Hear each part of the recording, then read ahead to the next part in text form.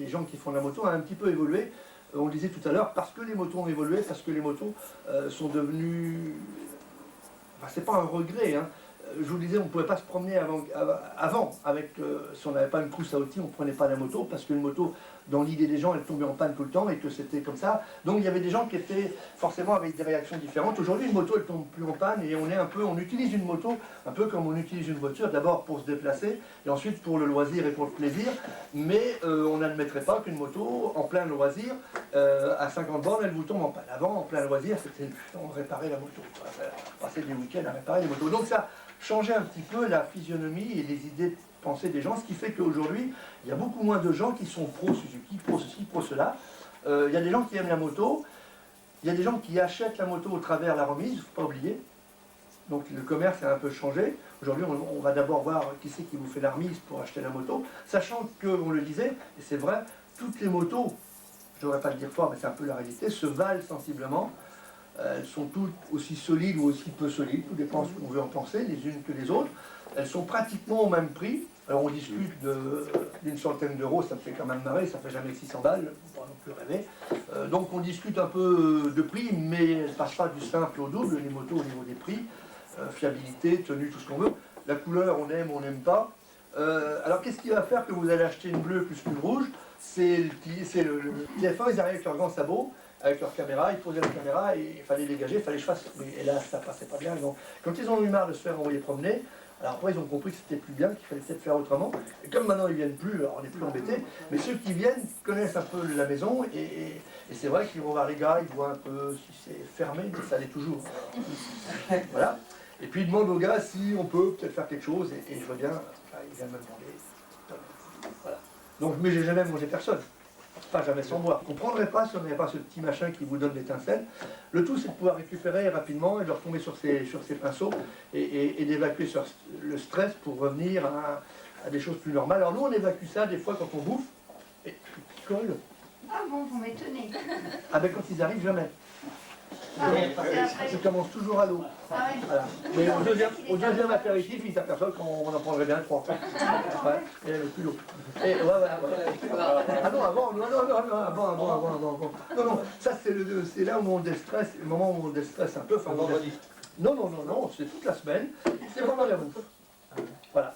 Ça fait partie des moments où je considère que c'est les seuls moments et les seuls endroits. Non. Les seuls endroits où on peut blaguer, et je pense que tu ne vas pas me contredire, c'est les seuls endroits quand même assez sur un circuit où on peut péter les plombs entre guillemets.